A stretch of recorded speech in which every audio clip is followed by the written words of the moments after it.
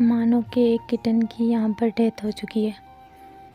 असल में रात को जब 2 बजे का टाइम था, तब यूँ हुआ कि इतनी ज़्यादा आवाज़ें, लड़ने की आवाज़ें आ रही थी मुझे।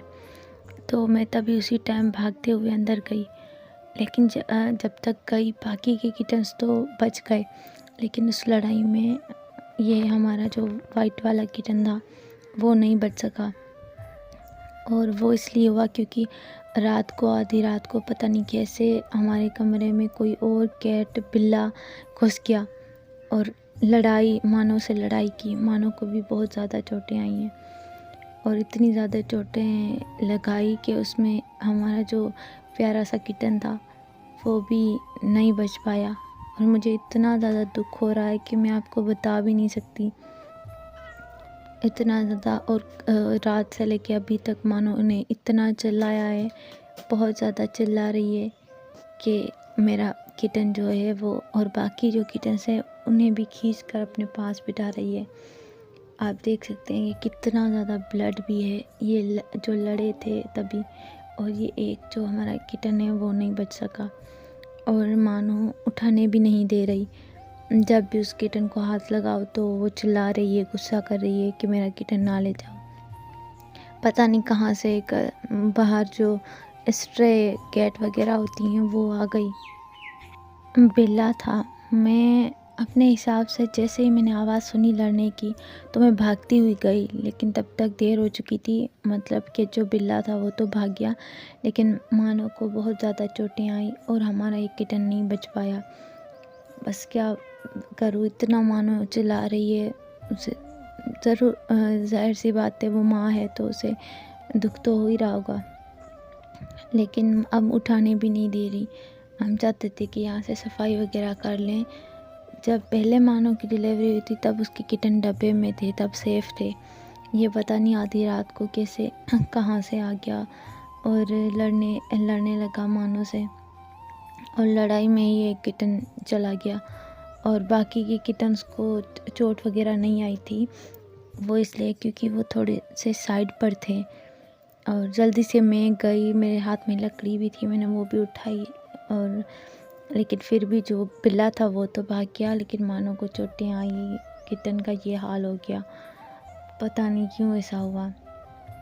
इस मर्तबा तो मानो इतनी ज़्यादा वीक भी हो गई है।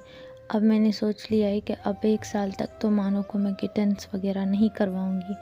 जब भी ये हीट पर आएगी ना तो इसे बंद कर दूँगी किसी रूम में, ताकि इसकी जो हीट साइकिल है वो गुजर जाए, फिर वो सही रहेगी। और अभी आप उसकी हालत देख सकते हो कि बाकी के किटन्स को भी किस तरह से अपने पास बार बार बुला रही है, और हमें भी बुला रही थी।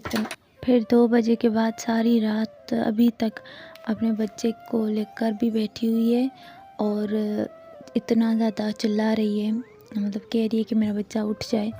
और हमें भी बुला रही थी कि क्या हो गया है। और इतनी ज़्यादा मानो को भूख भी लगी हुई है, लेकिन वो बाहर ही नहीं आ रही, अपने किटन को हग करके बैठी हुई है। और अगर थोड़ा सा भी किटन इधर उधर जा रहा है तो उसे मुंह में पकड़ कर वापस लेकर आ रही है। अभी एक किटन जो है उसको लेके गई है, बाकी 2 किटन्स यहाँ पर पड़े हुए हैं और इनको भी जल्दी से ही लेकर जाएगी, क्योंकि बहुत ज़्यादा घबरा गई है अब मानो कि मेरे जो किटन है दूसरों को कुछ भी ना हो। और अगर हम टाइम पर ना पहुँचते तो कुछ भी हो सकता था, लेकिन हमारा जो एक किटन है उसका मुझे इतना ज़्यादा दुख है, मैं बता भी नहीं सकती कि ये क्यों हुआ। ऐसा नहीं होना चाहिए था। और देख भी नहीं पा रही थी मैं, और मैं चाह रही थी कि बस ये किटन जो है, और मानो उठाने ही नहीं दे रही थी। हमने इतना कोशिश की कि ये किटन उठा ले जो अब नहीं रहा, जिसकी डेथ हो चुकी है, लेकिन मानो उठाने ही नहीं दे रही। और फिर बड़ी मुश्किल से मैंने भाई को बोला, अब देखो बाकी किटन्स को कैसे पकड़े हुए हैं। और फिर मैंने भाई को बोला, मैंने कहा तुम कोशिश करो ये किटन जो है ना वो निकालो। तो फाइनली हमने किटन निकाल दिया है। आप इस बेचारे की हालत देख सकते हैं कि लड़ाई में इसे नाखून वगैरह लग चुके हैं। और ये मानो यहाँ पर इतना चिल्ला रही थी कि मुझे वापस करो किटन। 1-2 मरतबा तो छीन के वापस भी ले गई थी, लेकिन हमने यहाँ पर ये निकाला। आप उसकी हालत देख सकते हो कि इतनी ज़्यादा ख़राब हो चुकी है। मतलब इतना हमने कोशिश की कि वो बच जाए, लेकिन उसी टाइम उसकी डेथ हो गई थी, वो नहीं बच सका। देखिए